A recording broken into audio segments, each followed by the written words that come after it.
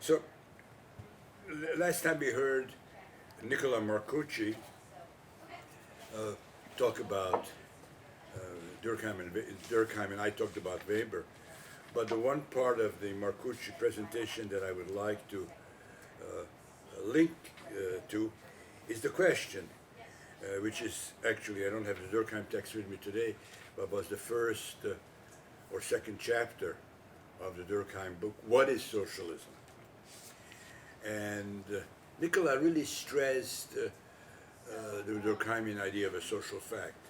Socialism is not a science, clearly, he thought. It's not sociology. Socialism is a fact. I find that to be too broad. There are a lot of social facts. Socialism represents a particular constellation of things which is much more important than just any social fact which a sociologist might study. Durkheim has another idea, though, and that idea is every doctrine, he says, which demands the connection of all or many economic functions to the directive or conscious centers of society. And that, I think, is a fairly general description that indicates the overall object domain of the course. But it is from an external perspective. This Nicola has stressed a lot, that Durkheim's analysis, and this is what the social fact concept indicates, is that of a scientist. Whatever his own political commitments were, and Nicola didn't even discuss them. He was, in fact, relatively friendly with some socialist politicians and had some relatively favorable attitude to socialism. Nevertheless, that doesn't very much come through the text, except maybe toward the end when he makes a series of suggestions. So he looks at, as we would say in sociology, he looks at socialism from an external perspective. But of course, as you all know, this is even an important fact for Max Weber, there's also a participant's perspective. You can look at reality as if you were really a participant, or taking what other participants say seriously. And that will be our topic today. We're moving from external observers like Weber, who had his own understanding of socialism, and Durkheim. Actually, they're quite different in their political attitude to the subject matter, but they both look at it from I think, ultimately the perspective of non-socialists, or people who are neutral on a question of socialism. And as I think probably all of you here, at least in the New School, believe, knowledge cannot just operate on that basis. We have to take the views of participants seriously. Self-understandings are as important as external understanding, and perhaps a complete sociology would include both of them. So what do the participants say? Well, the participants say all kinds of things, and today we can only focus on one group of participants, as you can tell from the reading, Marxist socialists. But even they have a lot of answers to the question of what is socialism. One answer Durkheim specifically criticizes, that it's a science. It's perhaps the least sophisticated answer, and only in the atmosphere of 19th century positivism would you be insisting on that. I mean, obviously, socialism, among other things, also is a cry of pain against the consequences of the Industrial Revolution. It is, as even the second definition of Durkheim indicates, a set of political demands, not descriptions. It is surely reliant on some scientific or some historical studies of society, but it itself is more than that and tries to be more than that. A more sophisticated answer in the history of socialism, in Marxist socialism, is what I would stress, is an attempt to relate theory and practice together. You see this idea in George Lukács, You see this idea in Antonio Gramsci. You see this idea in Karl Korsch, taking off from the 11 theses of Marx and Feuerbach, where he focuses on the importance of practice. Philosophers have only interpreted the world. The point now is to change it. But of course, Marx could not have for a moment meant, and his subsequent writings indicate, that he was also interested in interpretation, but a kind of interpretation that reflects on practice, and of course a kind of practice that learns from interpretation. The relationship of theory and practice was supposed to be, as the old Hegelian Marxist term has, a dialectical, a kind of mutual exchange and enrichment of the two domains, which is what's going to be our topic today, because we're talking about how a particular debate in the history of socialism dealt with the problem of theory and practice. Well, start with practice, and I think Marx would have said practice is more important than theory. The utopian socialists, the problem with them was they were not, in fact, reflecting on any actual practice in society. They're trying to develop a theory independently of social developments, social forms of action. And so practice comes first, but which kind of practice? And the debate in socialism, the history of Marxist socialism, was around, and this is the title of the lecture, around the choice between reform and revolution, two quite different forms of practice. In lots of essays, and Rosa Luxemburg was one who penned one such essay, but hers is one of many written at the time, the question sounded as a choice: reform or revolution, or revolution or reform. Of course, you'll know already from the reading that the reason why the question was posed this way was because of Bernstein, Edward Bernstein's challenge to the revolutionary theory of Marxism, pretty much up to that historical point. Nevertheless, I would say that it's not a choice, reform and revolution. It's actually always a combination. There is not a single author whom we're going to discuss, Leon Trotsky may be the extreme for whom this is not right, who did not combine reform and revolution in some way. In other words, reform and revolution. Now, of course, which comes first and what the nature of each is the object of intense debate. Let me start with the Communist Manifesto. That's clearly a presupposition of Durkheim's essays we discussed yesterday, and of course Max Weber too. This is the main text. You have to, we're not engaged in Marxology here like some of us in the 1970s, but I think we can still say that texts like the Economic Philosophic Manuscripts of 1844, the Grundrisse, theories of surplus value, all these texts of Marx did not have very much influence around the time of Durkheim's essay, and then 10, 20 years later, Weber's essay. Communist Manifesto, and maybe Capital. But Capital was a specialized work on economic tendencies and not a general work on problems of capitalist development, also on a political level, and certainly very little in Capital on what comes after, what kind of society would replace it. So the Communist Manifesto remains the canonical text. The Communist Manifesto, I hasten to say, was a theory, as revolutionary as it was in terms of its impact, was a theory that combined reform and revolution. Or you could say for the Communist Manifesto, it's not the choice between reform and revolution that mattered, but how you combine them. Now, the text is written in 1848, so it's under the impact of actual political revolutions on the European continent, and Marx and Engels know the history of the French Revolution extremely well. So for them revolution meant doing what the French Revolution and the 1848 revolutions have done.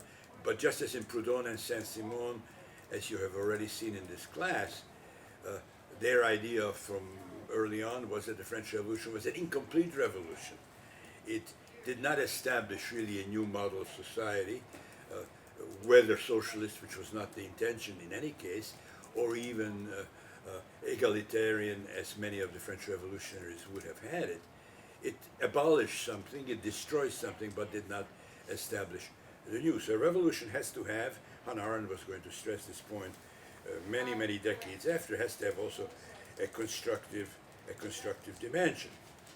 But what will that look like? Now, the Communist Manifesto assumes, in the places where it operates, that basically a taking of political power must occur first. So in this sense, in the combination of reform and revolution, they put the revolutionary step first. But what happens after that?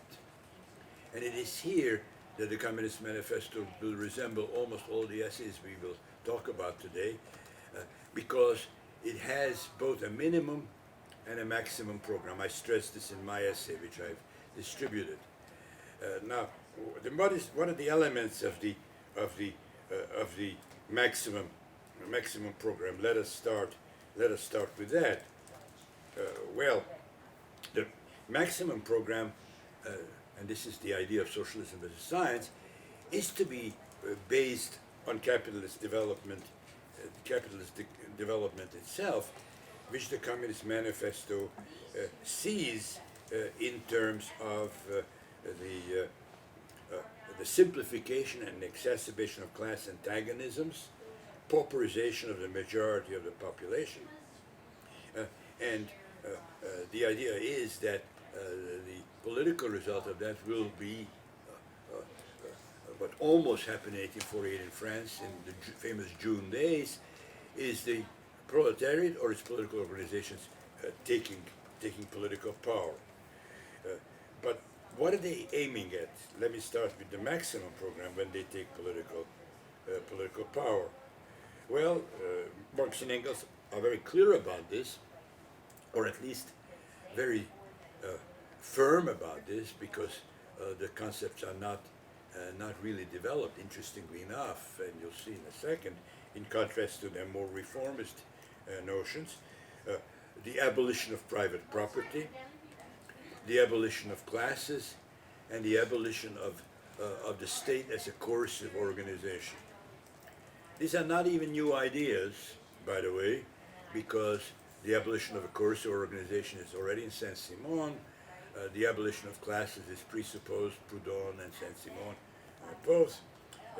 And the transformation of the property system, too, is there in these earlier writings. This is the goal. Max Weber comments on it and says it's quite vague what actually any of these premises mean. But where Marx and Engels are not vague is what happens first. Kautsky, and I assigned this text to you the day after taking of power, and Marx and Engels say a lot about that. And I have the whole list of 10 steps which the proletariat, once it gains power, will take, many of them involving, as they say, despotic inroads on private property. But this does not mean the abolition of private property. It means the beginning of a step-by-step abolition of private property. And here are the major steps. Abolition of property in land and the application of all rents to public purposes. These are, I'm quoting from the English text. A heavy progressive income tax. Abolition of all rights of inheritance. Confiscation of the property of all emigrants and rebels. Centralization of credit in the hands of the state. You've seen that discussed in Proudhon, by means of a national bank, even the Proudhonian solution. Centralization of the means of communication in the hands of the state. Extension of factories and instruments of production owned by the state by the bringing in of wastelands into cultivation. Equal liability to work, combination of agriculture and manufacture, I leave out the rest of the points. You see, each one of these steps involves some expropriation, but a partial one. And somehow the assumption, which is never developed by the Communist Manifesto, is that these steps then will put the same class that now has captured the instruments of rule to head toward what has been indicated as the goal of the process. Why doesn't he say more about the goal? The issue has been handled by Marx, Engels in different texts, but the thing that but the argument has been best made by Kautsky in his Class Struggle, where he suggests that it is the utopian socialists who provided blueprints about the future, blueprints which will never be realized. You can't expect a humanity gradually freed from private property to do what you now think that they should be doing. In this sense, the Marxist tradition resolutely refuses to spell out that second stage. What Max Weber thinks of as a liability, the Marxist tradition, thinks of as advantage. And you see this reappear much later, back in 1848 with the Communist Manifesto, but 1875, in the critique of the Gotha program, I'm not going to go into the historical emergence of this program, which involved the coming together of two groups of socialist, two political parties. Marx wrote a critique of their program, which neglected the Marxian theory, in his view, much too much. But in this program, you see again the two-stage character of what happens after the revolution. Only two issues are focused on, but they make the differences more concrete and more palpable than in the Communist Manifesto. One question, and this is in the manifesto, would be what happens to the state. The first stage is a dictatorship. The Communist Manifesto didn't use the term dictatorship as far as I now remember. I would have to look again to see, and Andreas Kalivas will discuss this matter on Tuesday. Despotic inroads on property deal with the level of policy. But now Marx talks about an emergency regime that does not share power with other political actors. The proletariat acts on its own and imposes its own solution. But interestingly, and this is a second distinction that Marx makes, even in that period, the proletariat will not act in a fully egalitarian manner. The important issue here is the system of wages. Obviously, the very same class which has generated a new structure of rule is also the class of those who work.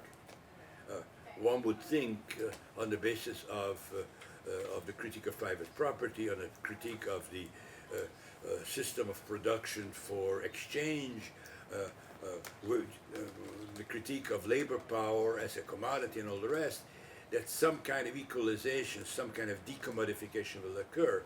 But no, in this stage, the most important thing will be to increase the forces of production as dramatically as the Communist Manifesto said capitalism already has done. And this has to be done within the system of unequal remuneration. Of course, remuneration will become more just, and the huge inequalities between owners and workers will disappear, but still there will remain differences between the various workers who will receive according to their work, as the formula then had it. Communist society, though, which will be based on the abundance produced by this transitional period, will be able to shift to, he doesn't say it, but the Saint-Simonian formula of each according to their need. Now, Marx is unhappy with the Gotha program for reasons I have mentioned. the few things he writes about it would have been his additions, but it so happened that it's the followers of Marx who became more powerful within the socialist movement rather than the followers of Lassalle, who dominated the movement at the time of the Gotha program. And by the time the next program is created, the Erfurt program, Marxian theory makes a reappearance. That's the central part of our discussion today, because everything that happens subsequently can be located in relationship to the Erfurt program of 1891. But the Erfurt program itself was based on a shift, even in the mind of Marx to some extent, and especially in the mind of Engels. In a famous speech to workers in Amsterdam, Marx makes the suggestion, which he himself did not repeat, but which becomes the basis of Engels' reflections and also the reflections of Edward Bernstein. In some countries, a peaceful transition to socialism is possible. Dramatic in relationship to the Communist Manifesto, which saw the beginning in terms of a model that was inaugurated by the revolutions of the past. So now, in some places at least, that can be bypassed. Which are those places? Well, you won't be so surprised to learn, I hope, that England, the United States, and then he says to his audience, and maybe Holland, I'm not sure, are the places where you can do it this way. What does he mean? Places where you have a universal suffrage, places where you have democratic competition for power. There's a chance to do it this way. But continent of Europe, interestingly enough, there is no chance of this. And so Communist Manifesto's model of what happens first applies there, whereas there are places where one can perhaps start the beginning in terms of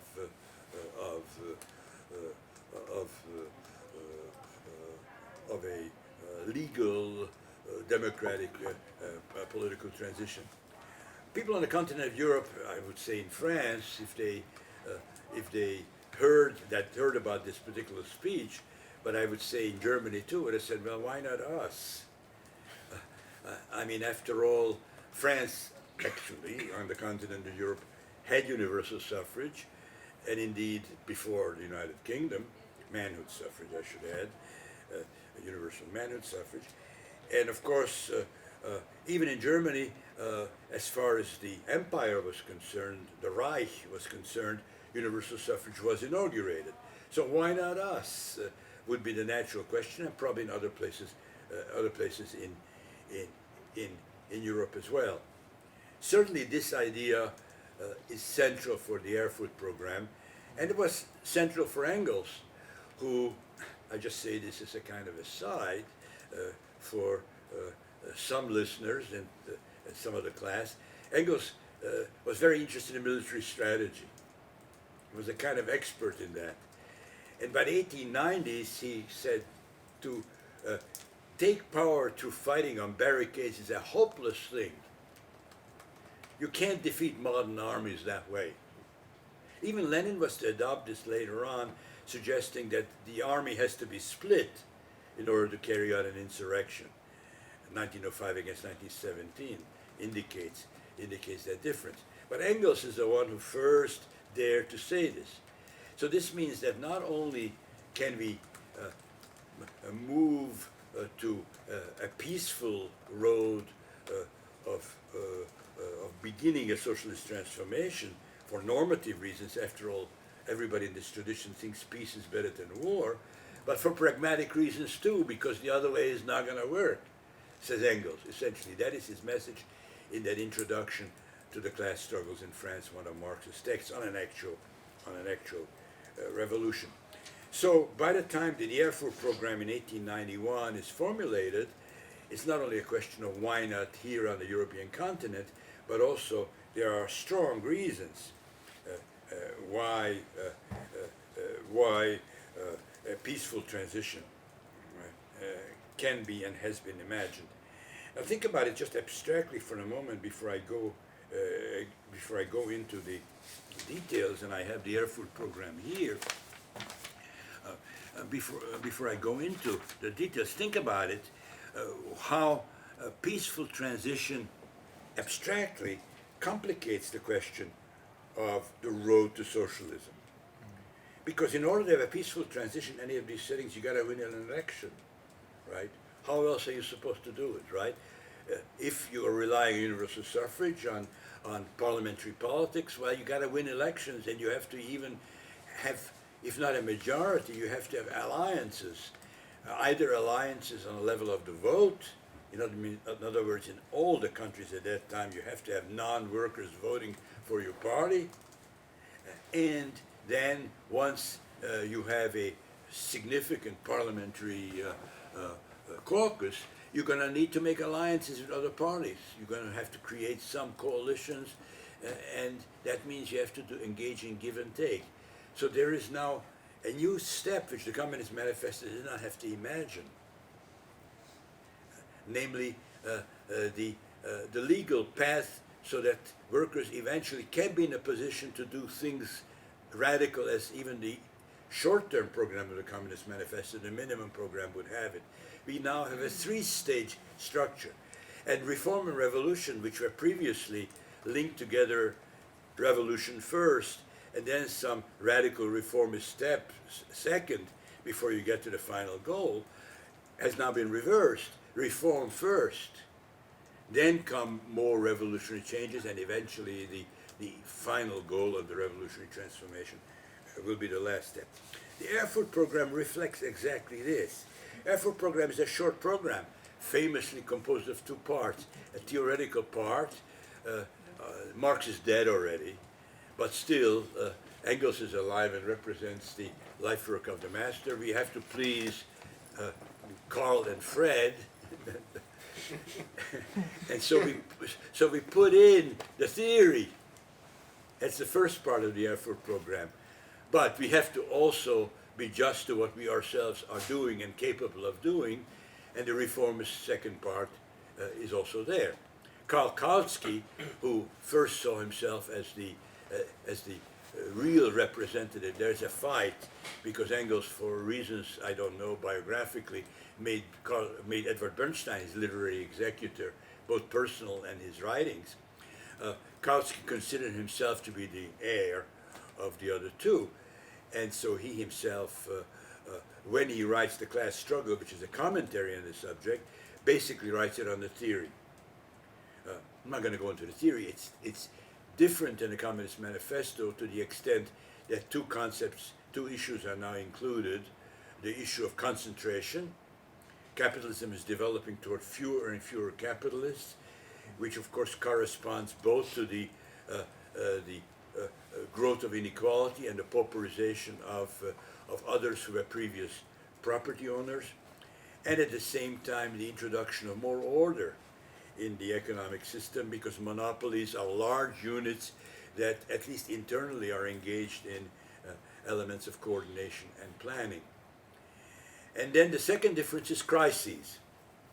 That's because Marx, in the Communist Manifesto, though he knew of the fact of crisis, doesn't have a crisis theory. He has developed several subsequently. We don't really need to talk about them. Perhaps in the seminar a year from now, that will be a very important topic, because some of those crisis theories were quite imaginative and not irrelevant even to the present. But in any case, the Erfurt program in the theoretical level includes also the recurring crises, which just make the judgment of the Communist Manifesto concerning inequality, pauperization, all the more faithful. That's the theoretical part. Otherwise, it is the same as the model of the Communist Manifesto, for obvious reasons, because that's what's considered to be the most important text of orthodox Marxism. But what about the practical part? Bernstein in Evolutionary Socialism says something which I heard before, but I have never seen any proof of it, namely that Karl and me, in this case Karl Kautsky, wrote the practical part. Very interesting. Think about also, I was also thinking about some of the issues here. They could only come from Bernstein. For example, the abolition of all laws that place women at a disadvantage compared with men in matters of public and private law. The Lassalleans in particular were quite patriarchal, as Cinzia D'Aruzzo tells me. And I doubt that the mainline socialists in the Marxist tradition paid much attention to this particular question. But Bernstein was an associate of the Webbs in England, and he has heard, he lived there in exile for a while, and so he picked up topics also from them. In this sense, the double authorship of the practical program is extremely interesting. Now, I'm not going to talk about too many components of it, but just so that you see the tenor. In the Communist Manifesto, no one, they would not have, Marx and Engels would not have thought of introducing proportional representation, or until this is introduced, the legal redistribution of electoral districts after census. You know what this is, right? As long as you don't have proportional representation, you have to redistrict according to population. You can't just give some people a lot more voice than other groups of people. 2-year legislative periods, holding elections on a legal holiday. This is all in the first point. Why am I stressing this? I mean, this is not a question of socialism. It's a question of making democracy more democratic. And the second point, too, where the issue that is discussed critically by Proudhon is revived. Direct legislation, by which he means by which they mean referenda, the combination of representative democracy with direct democratic forms. And as the particular line has it, self-determination and self-government of the people in the Reich, in the state, in the province, and municipality. In other words, the election of magistrates also on a local level. So if the first idea introduced right in the beginning of the practical program addresses the matter of how to make the national democracy more democratic, the second paragraph both deals with national and local democratic issues, almost as if Tocqueville of democracy in America was writing the text. But of course Tocqueville is not the only one, and parts of the socialist tradition pay attention to this matter. The issue about women comes forth. Before them, the idea of replacing the standing army by militias. The standing army is always one of the forces which allows privileged classes to repress popular discontent. You replace them by popular militias. That factor would be done. Determination by the popular assembly on questions of war and peace. Settlement of international disputes by arbitration. Again, socialism does not play a huge role in any of these things. And then comes, in point 5, abolition of laws that limit freedom of expression, secularization of schools, free administration of justice and legal aid, free medical care. That I should mention because it means that welfare state type issues also make an appearance. And then only the last part of the program focuses on issues which are directly the most important issues for workers, namely normal working day, prohibition of child work, prohibition of night work, rest period at least every 36 hours every week, and so on. You can see, today we would call this progressive, right? This would be the term we would use. Even the workers' part is not so focused on socialism. That's the goal, which once we really have the transitional period in which these gains are made, is something we can fight for. And the very end of the Erfurt program indicates what Kautsky will spend a lot of time on, and so will Rosa Luxemburg, namely the idea that if we enact these measures, we will make the population, and specifically workers and other poor sectors, capable of acting autonomously and consciously in producing the other changes. So there's a link between the theoretical and the practical program, class consciousness or learning or education, and in this sense the secularization of the schools becomes very important, because the school system has to be transformed. And that's why he says that the goal is nothing, the movement is... Well, no, I'm not at Bernstein yet. Yeah, well, it doesn't take much to get to that, right? You see, you're a logical mind, and you go exactly to my next point. Bernstein helped write this part. I'm not even sure which part he wrote. It may very well be the case that what you actually noticed is written by Kautsky. It doesn't much matter, because this is what the social democratic movement was in any case engaged in already. They're not inventing. It is theory reflecting on practice. This is now the practice of the party, which even Engels was ready to accept and canonize. Marx was already himself dead. But now, of course, comes the logical next point, and Arya, being a very logical person, gets to it immediately, right? Namely, what do you need the other part now? What do you need the theoretical part once you got this, all these things that we are fighting for, which will, of course, improve even working conditions and will improve the quality of democracy and education and culture. You get the churches out of that to all these people was of course, an important desiderata for change. Now, why Bernstein rebels, and I call it Bernstein's rebellion against the theory, the section which Arya anticipated. Now, he rebels. It's surprising that he does. Someone named Auer even wrote a letter to Bernstein, which is cited by a lot of people. My dear Eder, one does these things, one doesn't say them.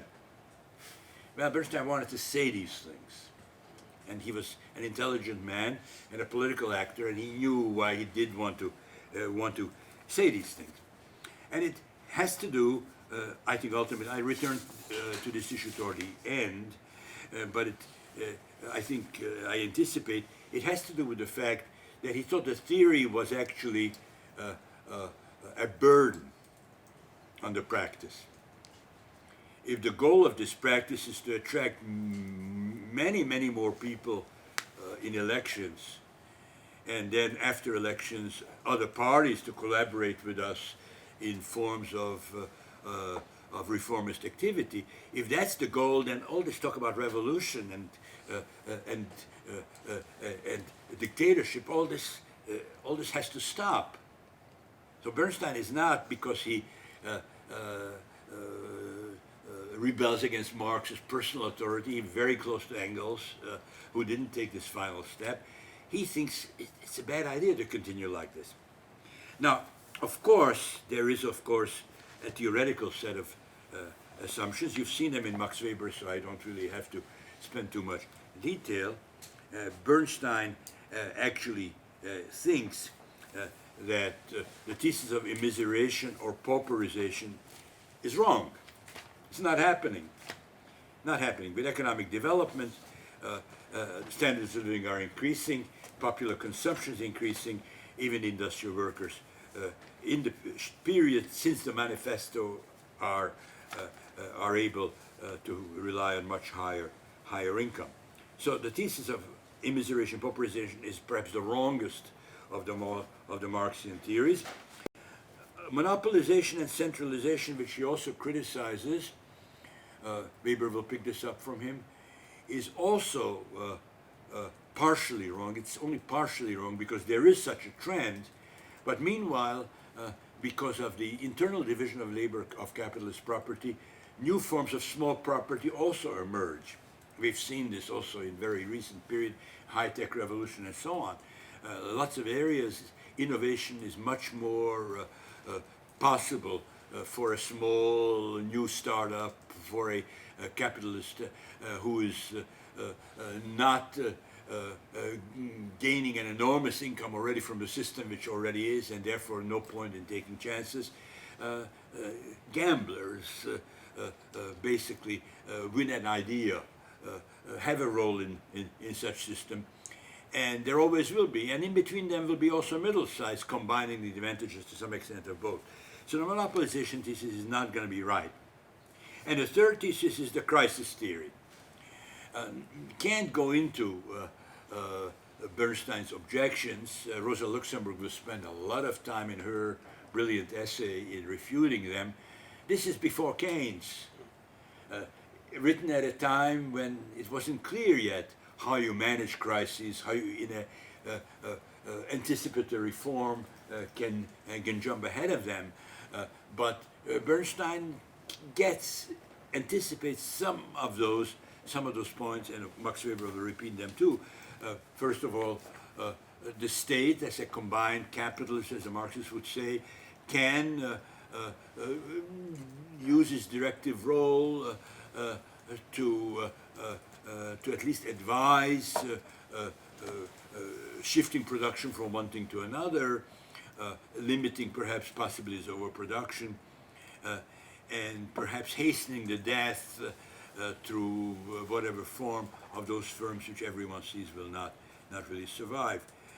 But credit is going to be the most important instrument here, and Bernstein doesn't have a theory of how that is supposed to work, and it's easy enough for Rosa Luxemburg to limit it. Basically, the manipulation of credit through interest rates and the manipulation of the monetary supply will be the crucial methods of if not eliminating crises, then doing what Bernstein says actually happens, namely to make them less dramatic in terms of the up and downward movements in the economy.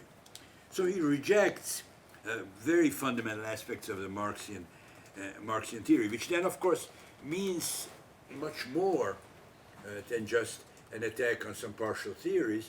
It also means that the expectation of at least some of his contemporaries, Kautsky perhaps most of all, is that capitalist society will kind of grow into socialism. Because if, on the one hand, monopolization removes more and more capitalists, the ultimate tendency would be one monopoly in that theory. And if, under capitalist conditions, industrial workers become more and more embittered and more unequal, the functions of that inequality with a greater concentration and centralization have disappeared. In that sense, then, the next step for the traditional follower of Marx would be smooth. It would be created by capitalism.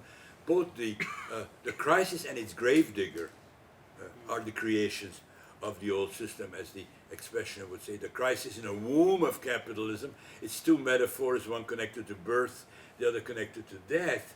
The womb metaphor, because the new system grows up in the womb of the old one. You've seen this also in Saint-Simon, and Durkheim repeats it. And at the same time, the gravedigger, and this is the death part, is also matured in the old system. But neither is the new system created in the womb, nor the gravedigger, says Bernstein. And so, therefore, you need another approach. This, however, would be still an affair within Marxism alone. And Bernstein also carries out some fundamental steps which really break with the basic theory. I would say, because I don't have too much time now, that two components of this, one really visible in the Erfurt program, and one not visible in the Erfurt program, not very much, are in Bernstein's mind. One is democracy, that's the visible part. Democracy, which is now a means for us, could become a goal. it's misleading when he says, to me, the means are everything and the goal is nothing, because in other texts he changed the goal. The goal is the democratization of society. But that's not possible under classical capitalist conditions, which, of course, he accepts the idea that even if you have formal democracy, with that level of inequality, you cannot really have that democracy function in a genuinely democratic way. So you must do something about that. And in that sense, democracy as a goal is not automatic and not even a linear outcome, as Rosa Luxemburg was going to charge in her critique of Bernstein's theory. Well, see, I'm going too slowly. That's the problem. The second dimension is civil society. Civic society says the English translation. You all know, because you're all German speakers, I'm kidding, that the term is bürgerliche Gesellschaft, which of course means both civil and bourgeois, as some of us have spent a lot of time showing. But Bernstein gets this point. And there's another ambivalence too. Bürgerliche Gesellschaft can be civil or bourgeois society, and Bürger in German can be both what? German speakers. Citizen or bourgeois. And it's this dimension. Now, of course, you need a theory of how that's supposed to work. We try to develop one, and I'm not saying it's the final word. Bernstein doesn't do it, but he thinks that the development, and he is very determinist in a way, except not on the level of the Marxian theory. He thinks the development points in that direction, more and more democratization, and more civicness as against the bourgeois character. And then the question becomes, and I'll end Bernstein with this, so what happened to socialism? And I think it plays a role in all this, but it's a different socialism. I think it's very close to Proudhon's socialism, actually, and this is one of a few Marxist writings where Proudhon is mentioned several times and in a very favorable way, because it is a socialism which is based on the association. Now, of course, he does not get it from Proudhon directly.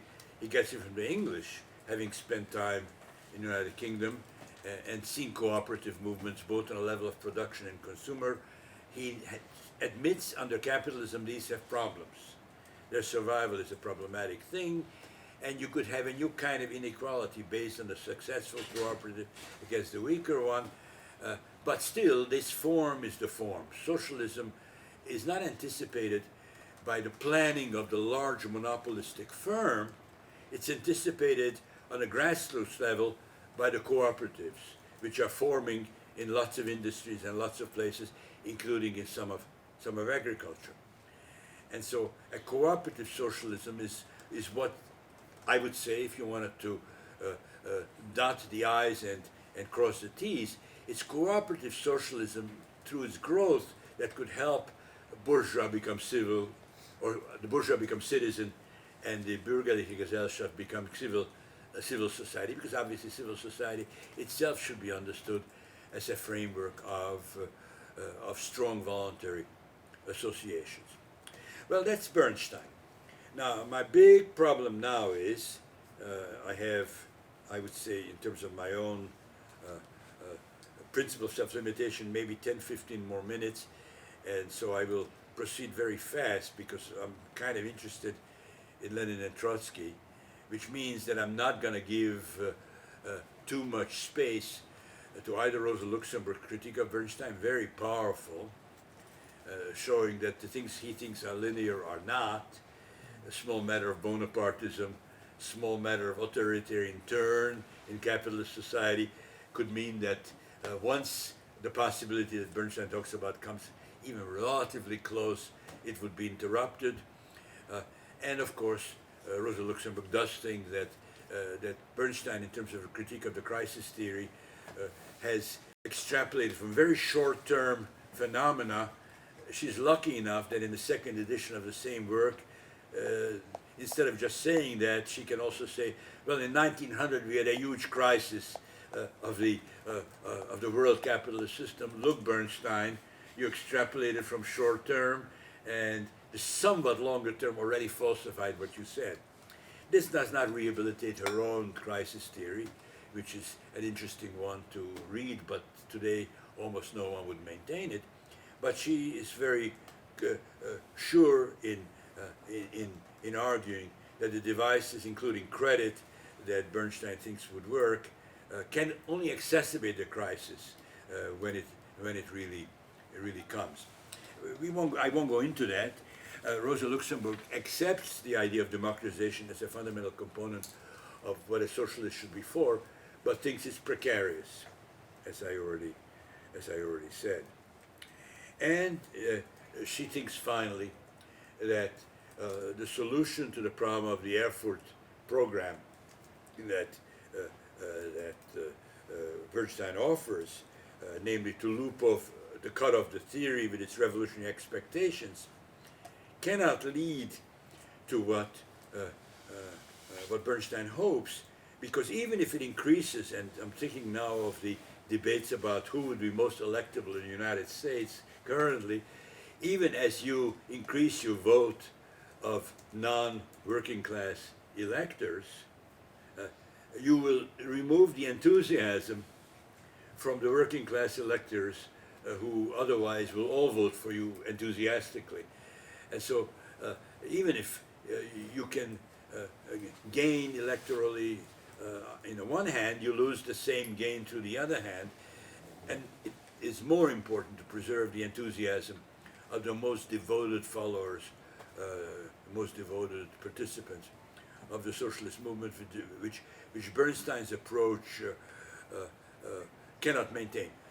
Now, if you think about the subsequent development of socialism in history, you will see, of course, that Rosa Luxemburg had a real point. Now, the fact that she kind of interprets enthusiasm in a quasi-religious way and thinks of the revolutionary doctrine, which she actually thinks is not incorrect anyway, is needed functionally in order to increase enthusiasm, is a way that one could argue also for religious socialism or the role of other rhetorical ideologies. Even populism could be justified in that kind of way. As I said, what I'm really interested today, given the fact that I'm going to partially cut this, is to get to Lenin. I'm leaving out Kautsky's restatement in the one day after, but again, I just want to call your attention to the fact that this is already a three-stage program. The first stage is the Erfurt program, practical reformist measures. The one day after is what we do for a while. Remember the bon mot of Proudhon. We'll take the banks the first day, then 25 years to do one of the things to relatively equalize agricultural property maybe, and then it will take 50 years to create associationalism in terms of the factories. It's like that in Kautsky too, that we will do some things in order to get elected. That's the Erfurt program. The day after will involve many more radical measures. I'm not sure if I actually copied some of them out, but interestingly, he goes part of the way to Bernstein here by introducing a plurality of property forms. And then the very same Kautsky repeats the Marxian premise that what comes, let's say, many years after, to use his metaphor, he cannot say, because that's not for us contemporaries to actually anticipate. Well, it will not be like that in Lenin and Trotsky. So I wanted to, as I said, finish with them.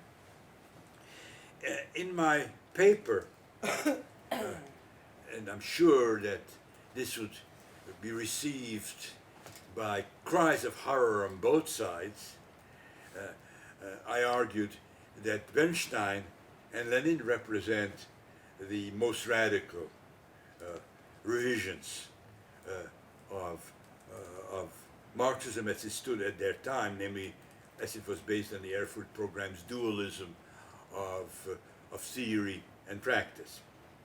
They represent the most radical revision. To be really even more correct, I'd have to say the most radical revisions are Trotsky's, as you see, on the revolutionary end, and Bernstein's on the reformist end. Forget the whole revolutionary theory is Bernstein, and you need not wait with the revolutionary transformation.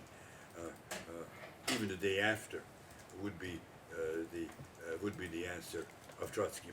But Lenin is the crucial figure because, after all, even Trotsky, given his differences with Lenin at a lot of stages, has to join him. This is the winning faction within the Russian Social Democratic movement. The Bolsheviks initially means majority, and then the Communist Party, as it was renamed by Lenin himself, as it turns out. So Lenin is the central figure. I mentioned Trotsky only at the one point where his difference, in the end, won the day. So Lenin's revision occurs in 3 or 4 steps. I'm sure that one could show to Bernstein's career too that there were different steps taken, but still it is basically one doctrine, the doctrine of evolutionary socialism, or the doctrine of socialist democracy, democratic socialism, whatever it is that we wish to call it. In Lenin's case, though, the changes are slower. Everybody has heard of what is to be done. Что делать? The term comes from Chernyshevsky. He smiles always when I try my hand at Russian. But in any case, I love the language, it's beautiful, but unfortunately I didn't continue it. It's Chernyshevsky term. Lenin knows very well that this is an earlier famous radical, to some extent socialist writer whose term he adopts. But his theory is not Chernyshevsky, it's Lenin himself, and he is trying to here address the question of how to begin in the Russian setting in 1902 an autocracy. Well, it was autocracy slowly being reformed, but in any case, it was still quite autocratic and oppressive, both from liberal and democratic points of view. We can't do what Bernstein and Kautsky imagine in terms of the practical program of the Erfurt program that they have written here. Not here. We don't even have freedom of press. He very cogently discusses this matter. He gives a critique of Bernstein, by the way, and he defends at that time what he took to be the Kautskyan basic position, but it cannot mean adopting the Erfurt program here. We must begin with a secret elite vanguard organization, and we need to organize that. And this is a big step. Social democracy, as everybody now has historically analyzed, Karszewski's book was pretty authoritarian, Robert Michels' book on political parties, we know that. But it wasn't conspiratorial, wasn't Leninist, and as a matter of fact, wasn't populist, because Lenin, with this theory, I'm sure that Leninists will scream if they hear this, is an era of the Narodniki, the Russian populist tradition, which at least in its last phase, with the growing conservatism of the Russian system after the assassination of Alexander II, was forced into a conspiratorial vanguard type posture. So this is the first revision that Lenin carries out. The second revision comes, and as I said, the best understanding of Marxism is some relationship, attempt to relate theory and practice to each other in a dialectical way. The next revision, for that reason, comes after the Revolution of 1905. Now, it could have been council communism, but Lenin turns to council communism only very early in 1917. So his answer in 1905, in the two tactics of social democracy, is not council communism. He even thinks probably, and there may be some textual evidence of this, that perhaps the overly democratic organization of the revolutionary movement was one of the reasons why the Tsar and the Tsarist forces were so able to defeat it. That's not everybody's judgment. But in any case, Lenin sees another lesson in 1905. And that lesson is not the autocracy lesson, which is the first one, but rather the lesson that in Russia the bourgeoisie is incapable of carrying out a bourgeois revolution. It's really a very powerful lesson, because to the Marxists that should have been the step. The populists already had some doubts about this in the 19th century, but the Marxists were all sure for a long time, Lenin himself, that there will be a bourgeois revolution. But the problem is that a bourgeois revolution in Russia is Hamlet without the Prince of Denmark. The bourgeoisie is not able to do this. Look, in 1905, all the things that the bourgeois revolution would have accomplished, to the extent that they were initiated, was done by workers and some of their peasant allies. So here is going to be another class, another group that will have to carry out the revolution. This gets close to the skipping of stages, but doesn't quite get to it yet, because Lenin, in that same essay, suggests that it will be a bourgeois republic that will be established by the dictatorship, as he says, of the workers and the peasants. The democratic dictatorship of the workers and peasants, strange combination, democracy and dictatorship, but comes easy to Lenin because he already had the belief that all states are dictatorships anyway. And because all states are dictatorships, this one will be the dictatorship of not the bourgeoisie, it will be the dictatorship of the subaltern classes, but two of them. Why two of them? Well, ask yourself the demographic question. In that immense empire, dictatorship of proletariat would have been of a very small minority still. So it is a combination of the two. This is Lenin's formula. 1 year after Lev Davidovich, right, corrects Vladimir Ilyich by saying, well, so we take power, and then what we do with that power is establish the regime of somebody else. How nice of us. How generous. How generous. He's a great theorist, obviously. How generous, Vladimir Ilyich. But, you know, no one will ever do that. And so once you are in power, you will begin to initiate socialist measures. You can't not. Because they're, first of all, short-term ones, long-term ones. Lev Davidovich, I mean Trotsky, actually his name is Bernstein, doesn't matter. Bernstein actually says, very interesting point for my essay, he says, at this point the whole distinction in maximum and minimum program doesn't even apply anymore. That was an important distinction before. But now, I mean, we're going to choose elements of both, of each, apply whatever we can, and we are moving rapidly toward the maximum program. Only trouble is, this would have meant a populist turn, a radical populist turn. It would have meant in Russia, which is one of the least, Russian Empire, which is compared to most of Europe at the time, still relatively underdeveloped. Even Japan, right, was not supposed to be, for a Marxist, the place where you do this. Trotsky is, however, though brilliant he is, a good Marxist. And so what does he do? What is the theory he develops? He has a very famous name. Quiz, right? Permanent revolution. But that doesn't mean that we will continue to make this revolution by moving from a minimum to the maximum. It means that too. It also means that revolution will occur in other places. It cannot be in one country. This ought to be the signal for revolutions elsewhere. And the permanent revolutions doctrine suggests the two things: end of the distinction maximum and minimum, and the stimulus for others to follow us, because this is, as Lenin later on was to call it in his book on imperialism, the weakest link, but it is still a chain, not just composed of a single link. It breaks other links. We'll also have to break.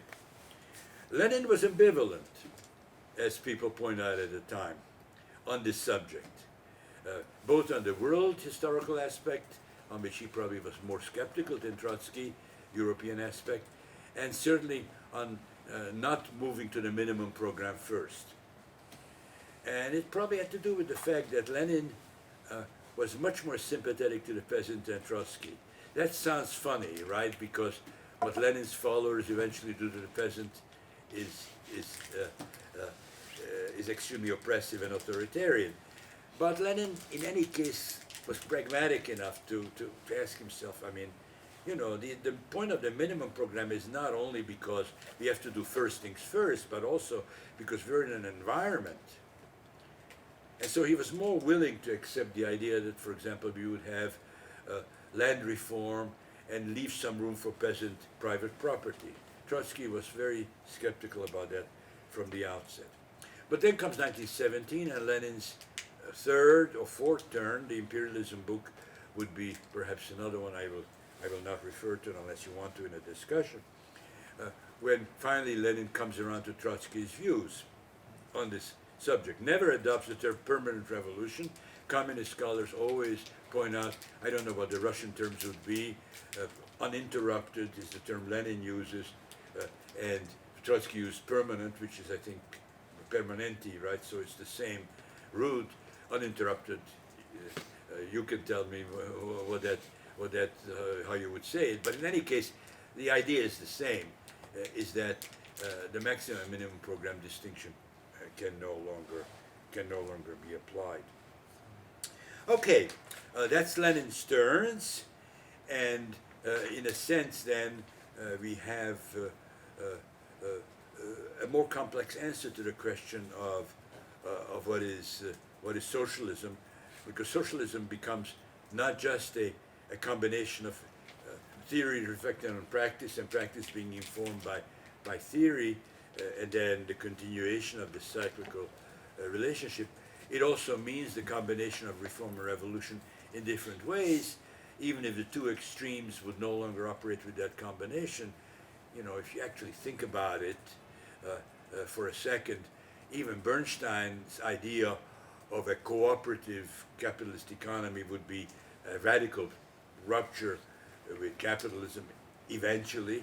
So revolution has some place in his system. And Trotsky, as some of you know who have read Isaac Deutscher's 3-volume biography, Trotsky actually accepted the new economic policy for a shortened period. So everybody brings reform revolution together in some way. In the case of the Russian Revolution, the new economic policy represented a reformist turn. So actually, even in practice, the duality I mentioned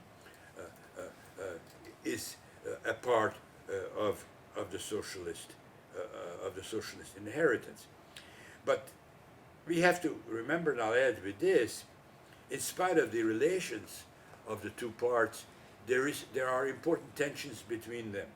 And these tensions are realized by the authors to whom I refer to. Revolutionary ideology does vitiate, or at least makes more problematic, electoral hopes. Reformist practice, on the other hand, has the possibility of vitiating a mobilization, as Rosa Luxemburg thought.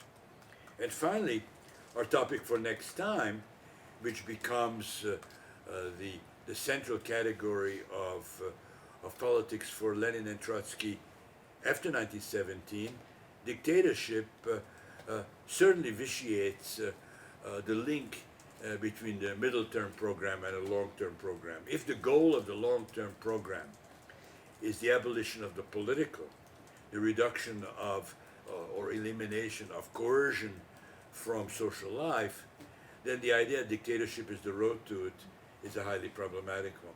Okay, I'm done.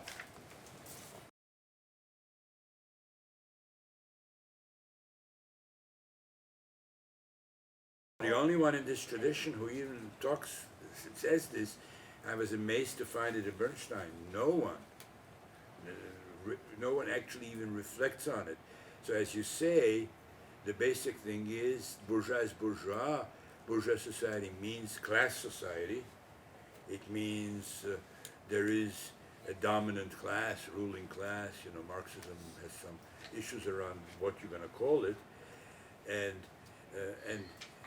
if you read the essay of Marx on the Jewish question, the citizen aspect, because Marx plays a little bit on the Jewish question, that's illusion. That's a kind of ideal world, almost like a quasi-religious world of liberalism, in which there are citizens.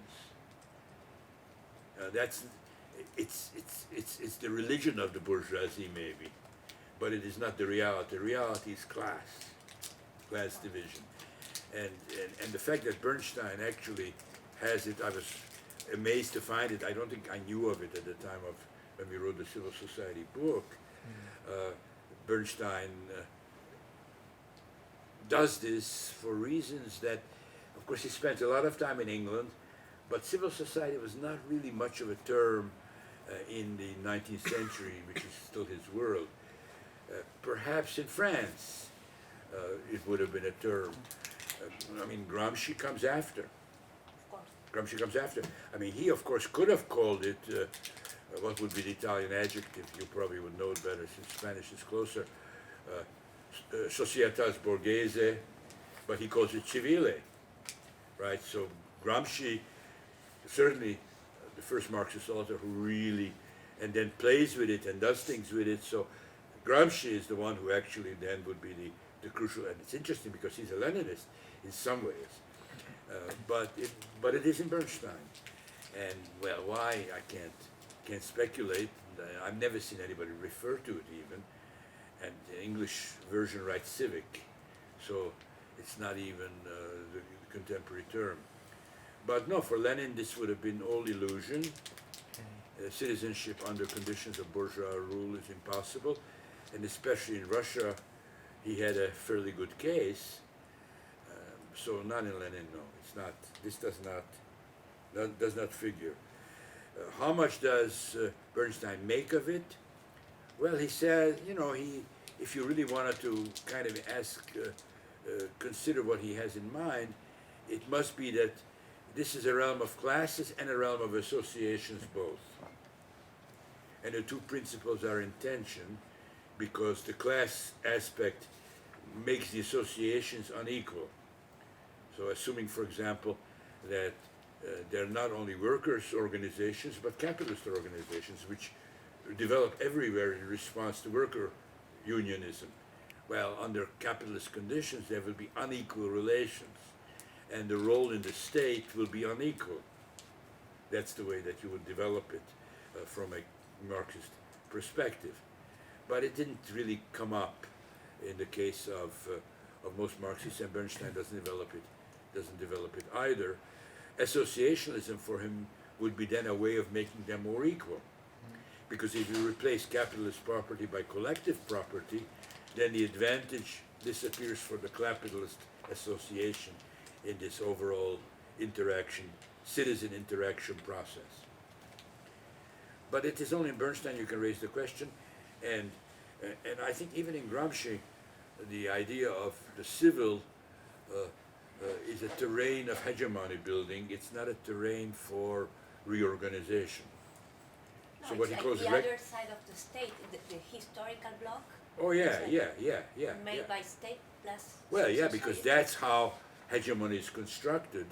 It is constructed by both a combination of coercion and intellectual influence, hegemony. Consensus. And consensus is a Gramscian term, and that's what's formed in civil society. Because the churches, see the way Gramsci sees it, it's Italy, right? So the dual structure is created by the state and the church. And in order to fight a war of position rather than a war of maneuver, we must replace the church. That's the Italian answer. We must replace the church.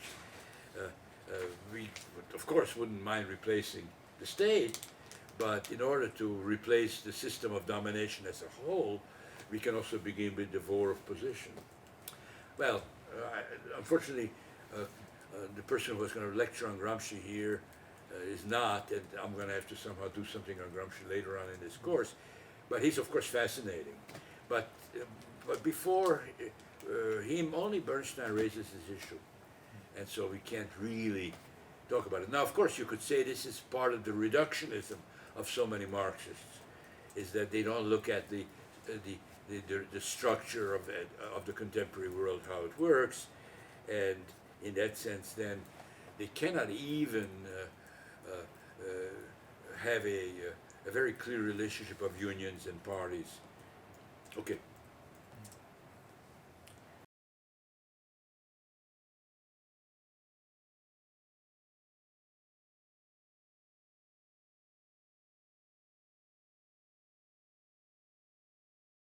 He never, of course, revisionism is a dirty term in the tradition, and you only use it for Bernstein, or at least reformists in the social democratic movement, unionists. Now, of course, Lenin has other, this is an unpleasant aspect of his style, he has other words of attack, the economists, the populists, the spontaneists, but in any case, his own, I call it revision, I'm polemical. It's a polemical thing to apply a term that is to his tradition, a polemical term to him himself, and saying that his revision is even greater or equally great. But in any case, if you wanted to actually link it, there is literature. George Lichtheim refers to this in his book on Marxism. Venturi, in his book on populism, refers to it. If there is a foreigner to this, it is Russian, yes, it is Russian populism, dimensions of Russian populism. But they were based on a thing that he himself was not focused on, because in order to skip stages, or to do it in Russia first, or let Russia play the leading role, to the populists, the emphasis is on the Obshchina and the Mir and the Artel, institutions of both agrarian, some extent craft organization in the imperial history. And Lenin doesn't think much of any of it. He doesn't build it on that. He builds it on the revolutionary experience of 1905, and he could have used the councils for that purpose. But in any case, because at that time he didn't think that you're going to skip a stage anyway, he didn't need another device. Now in 1917, when he goes to Trotsky's perspective, then of course he relies on the councils. And now, of course, for historian of ideas of the empire or Russia, it would be interesting to see what extent the movement of the councils in 1905 derives from these structures of Russian history. That would be a very, very interesting project, and probably somebody has done something on that line. I'm not aware of it, perhaps in the Russian language. But that is not said. Lenin doesn't say good things about the populists, about Narodniki. And if he gets something from them, it's kind of silent. But yes, that would be the place where he would have gotten it from, at least on a level of, Russians, we don't have to wait for other people or people of the empire. Didn't matter to Russian, Ukrainian, this was at that time still the Slavic people of the empire, because obviously he didn't think he was going to do it with the people further to the east. But the Slavic people of the empire don't have to wait for Germans and French people and English and Americans. We can do it here. And that was the view of the populists also. We have a great culture here. We have institutions here. We are avoiding capitalism, and for good reason, in some departments. So why not build something here without going through Manchester and the kind of capitalism which was so disastrous elsewhere? So I think that in that sense, this attitude, this kind of political morality, and maybe even a little bit nationalism of a certain kind, is probably inherited. He liked Chernyshevsky and admired Herzl, but he has a book. Now we got to be careful here. He has the earliest book is The Development of Capitalism in Russia. I'm guilty, I did not read it for this class. That's even before What Is to Be Done, if I'm not mistaken, right around 1900. And so that's where he deals with the populists, and you could actually see, because that's in a way already Lenin, but he's before any of these turns. And yeah, that's it. So I didn't really do my homework in the sense of actually examining where his own revision. But Trotsky's role in all this is central, and it's kind of sad in a way that these two very creative people together could not cook up something which did not have these horrendous consequences, but unfortunately they did not.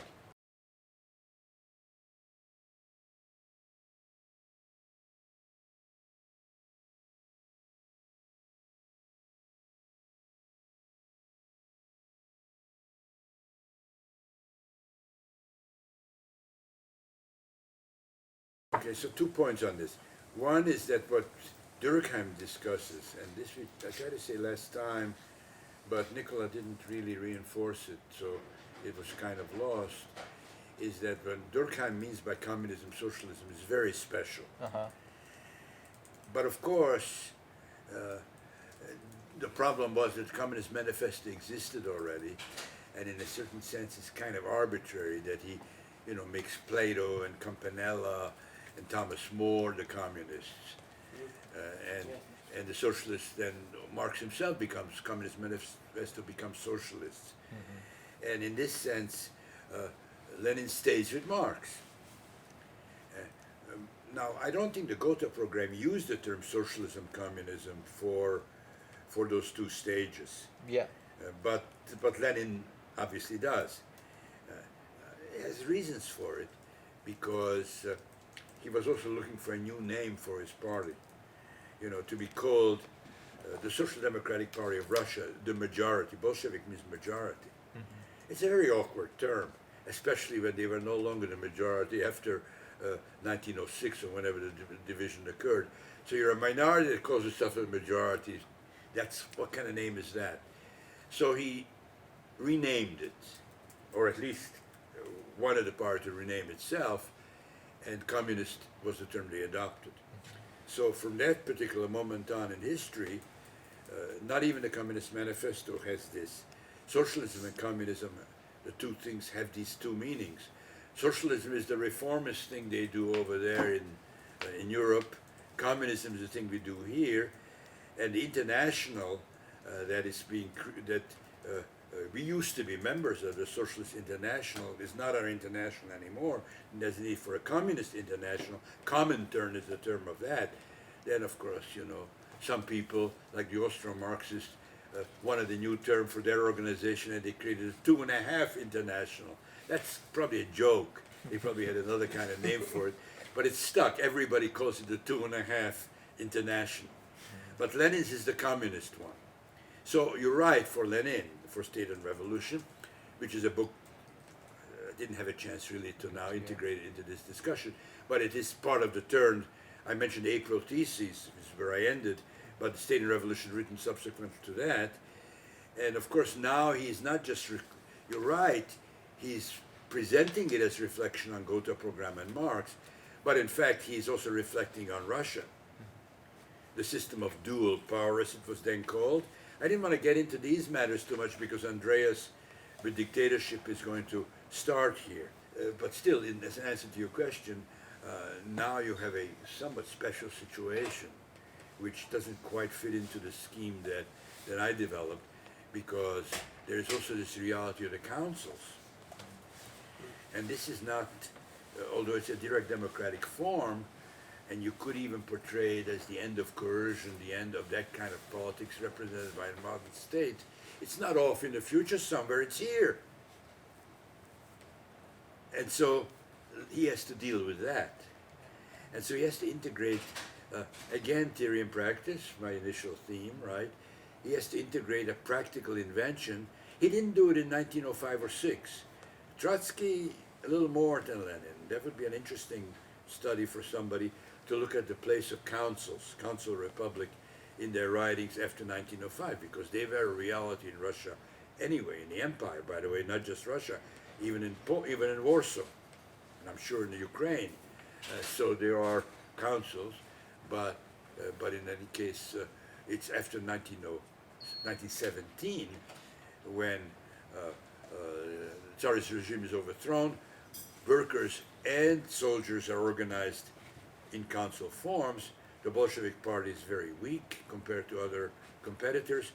And so first the slogan, "All power to the Soviets," is launched after Lenin's April theses, which then also requires in State and Revolution that he begins to reflect on this reality.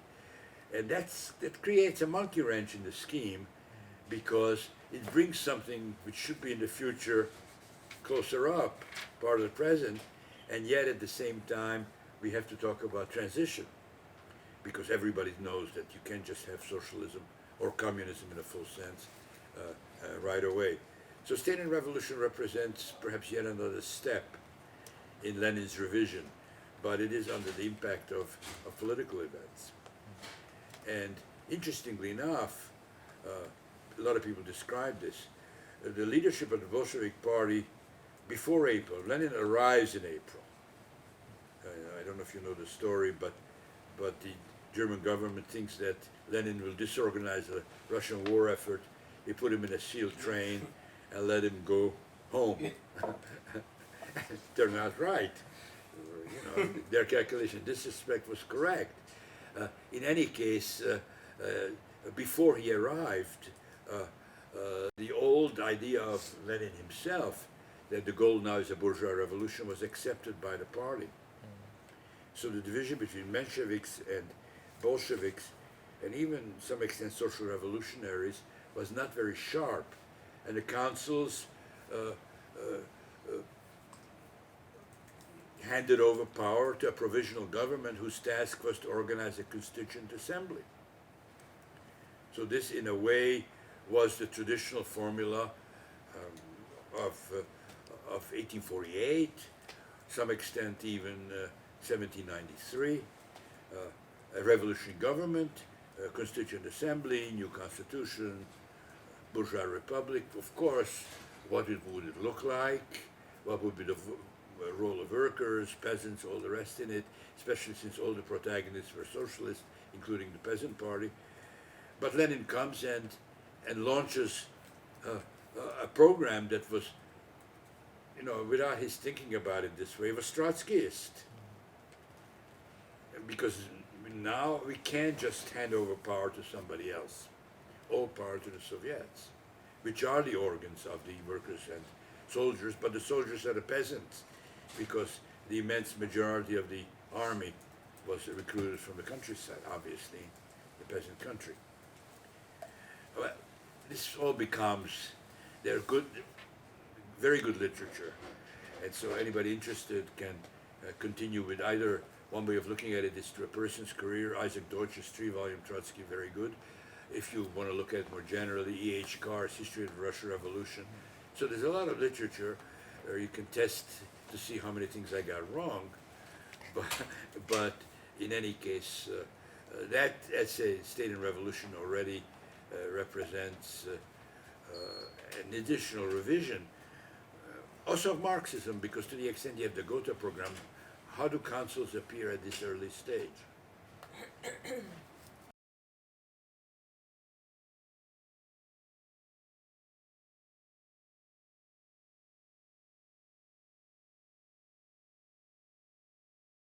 The program has it. I don't know who wrote that particular line. Bernstein doesn't give you enough clues about who wrote what. In the practical part, Kautsky wrote the rest anyway. I see that emphasized in Kautsky and Rosa Luxemburg. So how do you reconcile this reformist thing with the revolutionary theory? Yeah. Well, because it has the purpose of educating, preparing, showing. Rosa Luxemburg says how impossible it is to reform this. So in a way, learning through trial and error. Class consciousness will be the result of that learning. In Bernstein, in the Evolutionary Socialism, I haven't found that term. It's not his interest. So I think you're right. The Erfurt program being a synthesis, one could get the feeling that he cares about it. Now, of course, he wants people to vote for the Socialist Party. Yes, exactly. But he will accept them. You know, he will take peasant votes. He'll take petit bourgeois votes. He'll take intellectuals. He doesn't care where he gets them. So class consciousness is something that he doesn't want to increase at the expense of getting more votes. Now, of course, this is all, an exaggeration on my part, because the guy is still a militant in the socialist movement. His allies are in the unions. The reason why he could even do this is because the union wing of social democracy agreed with him. They agreed with him. Reforms that ameliorate the conditions of the worker are the things we should aim at.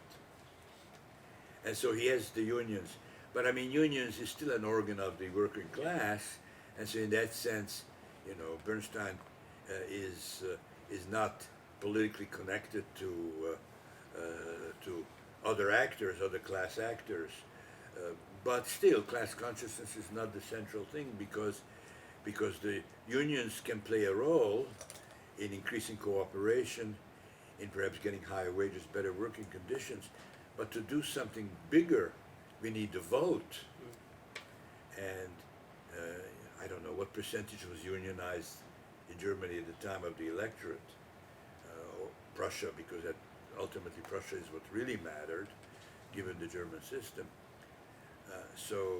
But it is a vote that counts more than anything else. It is the vote. For him, because he's still enough of a Marxist socialist to think that ultimately the issue is political, not economic. Now, if you're in the tradition of Saint-Simon, to some extent Proudhon, you kind of think, and of course anarcho-syndicalism is a radicalization of this. You think, well, no, you reorganize everything. Forget about politics of both kinds, whether reformist or revolutionary, bourgeois, what. It's not politics. We reorganize things here, and we fight hard in order to make them accept it. But it is fighting them. It is, if not an insurrection, then at least a general strike that will be our instrument. But Bernstein is not anarcho-syndicalist, and so for him, it will be the vote. But of course, it's a two-tack strategy, because the unions will make their gains, the political party will make its own gains. These will reinforce one another. So this is, of course, the way he sees it, where, Max Weber said either union or the party is the protagonist. For Bernstein and Kautsky, these are both very important organs of the social democratic movement. By the way, not in Lenin, if you read What is to be Done, right?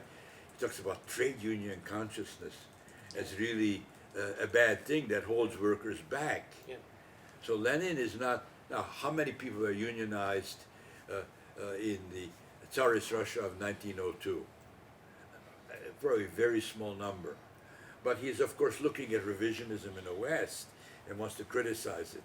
And it comes from the unions, not Bernstein. I mean, he's a sociologist, not a voluntarist, and he thinks it's not a theorist who's responsible, it is the unions that are responsible. But that's not the way that Kautsky and Bernstein. Rosa Luxemburg a little different, because she really had a lot of fights with the unions. There's one place where she says something which all the unionists, I'm trying to remember what that phrase was. She has one line which the unionists really hated, which really sort of denigrates their ability to do anything. But as far as Kautsky and Bernstein went, it's a two-track thing. It's a two-track thing, and the vote is one thing, and the union pressure, union resistance, strikes, agitation, these are both important. And you could say, if you wanted to be very schematic, that it is the militants of the members of the party who like the theoretical part of the Erfurt program, and it is the leaders of the unions who like the practical part of the Erfurt program. I mean, if you wanted to be so, schematic, because I'm sure that it wasn't simply the case.